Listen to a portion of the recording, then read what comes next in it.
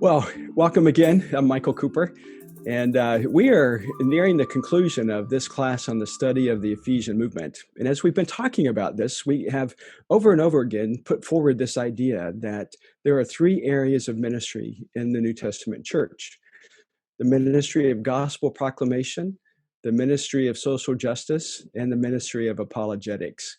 And I'm privileged today to have Dr. Steve Leston join us. He is going to be teaching us about the ministry of apologetics. Steve, welcome. Thank you, Michael.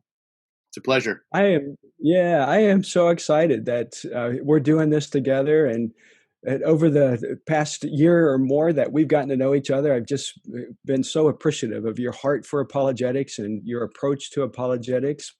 But before we dive into that, tell us a little bit about yourself. All right. Well, I currently serve as the president and CEO of To Every Tribe. We're a mission agency that is involved with planting churches among the unreached. We do focus a lot on prepping missionaries before they go do the job. So we have a training emphasis where our missionaries serve in Mexico for a couple of years. Well, we train them and then send them out. And my passion in life has been to equip people to engage with the gospel. I was raised in a church that was not very strong in terms of understanding the gospel. I had a lot of questions in life, and it sent me on a journey from when I was a young man till today to just try to understand these truths and then equip people to engage others. And so that's just been the driving passion that has led me to what I'm doing today. Wow. Yeah, cool. You know what? One of the joys that we have in doing these Ephesiology master classes is that we have instructors that just aren't thinkers, but they're practitioners. And so I appreciate that so much, Steve, that you're not just out there thinking about these things or writing about them, talking about them, but you're actually putting them into practice. So I think that makes this course a rich course. Well, you're going to be teaching the course on the ministry of apologetics. And tell us, how would you describe that ministry today? It's a great question.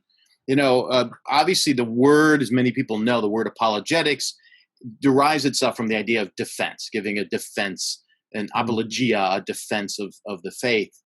But apologetics, in taking it at that level, sometimes can seem like we're just on the defensive, like attacks are coming at us and we have to be able to defend off every secularist or atheist or other religion coming at us.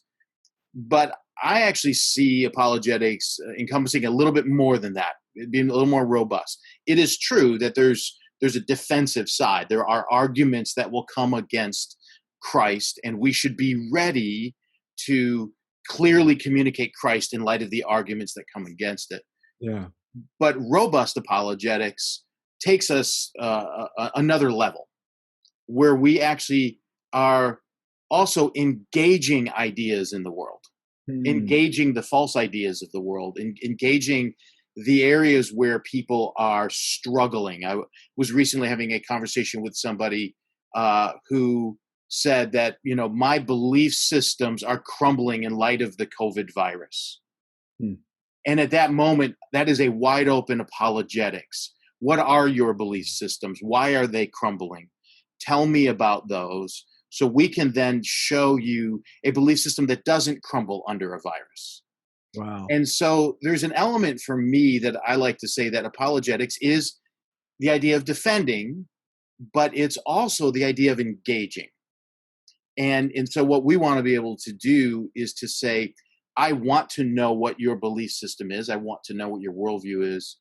And I want to be able to engage that with the gospel and maybe help you achieve something that your worldview cannot give you.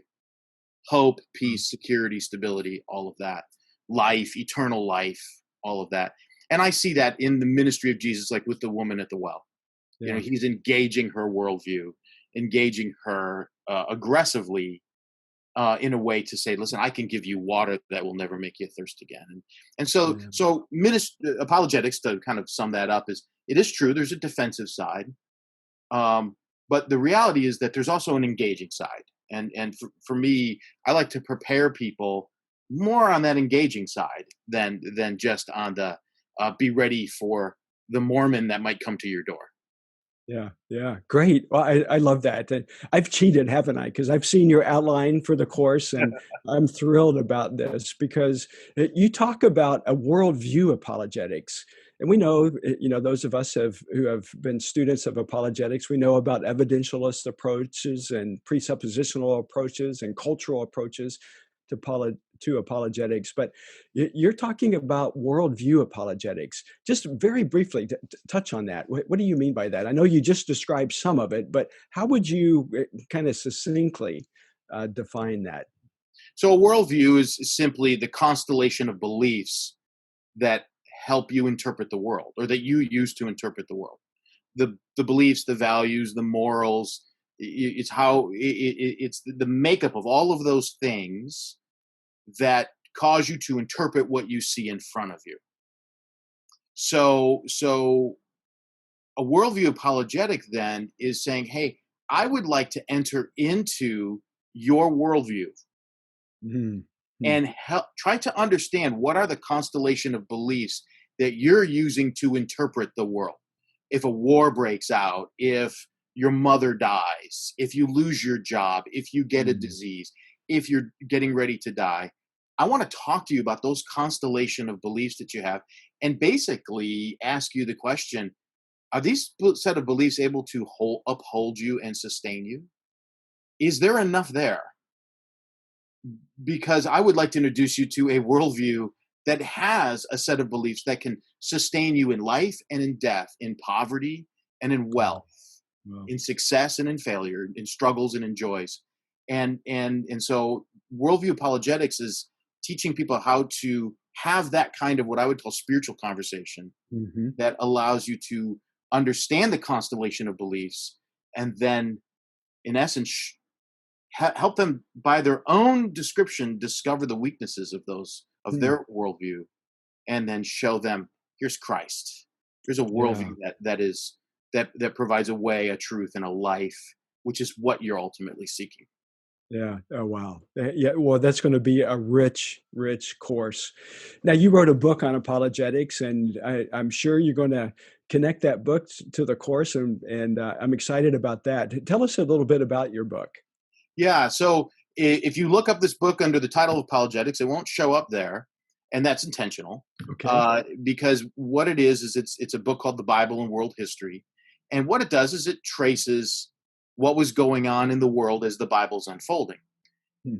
But it's not a history book per se, as much as it is about worldviews, as much as it is about the idea of Christianity, the things that went on in the world, how Christianity or how God Himself, going back from Genesis to about the year 100, how God is literally engaging and controlling and shaping the world.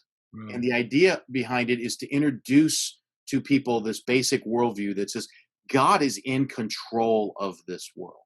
Yeah. And just a little quick anecdotal Yeah. story of how it was used. I received a letter from a woman who her son died, and 10 or 11-year-old son just fell down and died. Some Wow. kind of genetic thing. It destroyed their family, and her and her husband were fighting, and all the Mm. stress that comes when a child just suddenly dies. And the wife started developing an affair with a man at work, an emotional affair, and she was about ready to go and carry out a full affair. On her way to meeting this guy at work, she stopped at a bookstore and picked up my book. Uh-huh. When she read it, she said in the letter she sent to me, she saw that God was in control of the world. It introduced her Wow. to this worldview, that this is God's world, all aspects, not just what goes on in a church, Yeah. but Yeah. all aspects, whether it's the kings of the world, whether it's the battles. And at that moment, she, walked away from the affair and went to restore things with her husband because she realized that God was in control and present, and that this event didn't surprise him, and Mm. that there's a consummation coming of restoration. And when she saw that, it introduced her to a worldview that was what she wanted. And that's what I want this book to do, is to Yeah. introduce you to the idea of how big God is, and that this can sustain you in this world. Yeah. Wow. Wow. Dang it. You know what? Talking to you makes me want to go back to seminary or to go to take some more courses or something. This is going to be fantastic. We live, as you're very well aware, we're living in very tumultuous times, not just in North America, but around the world. Steve, tell us why now? Why is the ministry of apologetics important for the church today? The age that we live in is you could look at it and assign what we'd call like a post-truth culture, Mm, meaning we're not arguing ideas on facts, we're not arguing ideas on what is true or not. What we have are a series of emotional positions, yeah. and people are Wow. are living on these emotional positions, right? They're and we're selling them emotionally. We're charging people up. We're going to use all in every statements, right? All rich people, all poor people, all of Mm, this, all of that. And when we see that kind of inclusive language of all, it creates emotion and energy on creating, divisions. yeah. What we have to do is at this moment now, it's important for the church not to jump on one of those two sides. Not say I'm going to stand on this side and I'm going to argue the all on the other side, Mm, and polemically feed this kind of post-truth world. yeah. We need to take Yeah. a step back and stop and explain to people, hey, listen, that belief system that you're holding to, it isn't working. Just for a Yeah. moment, let's stop and consider who God is. Let's stop and consider Christ as King. Let's Mm, stop and consider the love of the gospel.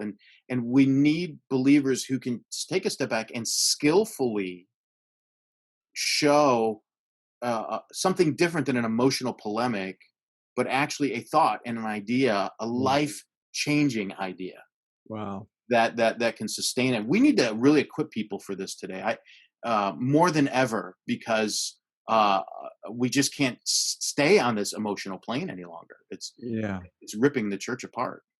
It really is. Wow. Boy, what a timely course this is going to be. Steve, I am so grateful for our partnership. Thank Looking you. forward to the impact that this course is going to have. And for those of you who are going to be taking this course, I know that you're going to be richly blessed as you learn more about how you can effectively engage different worldviews.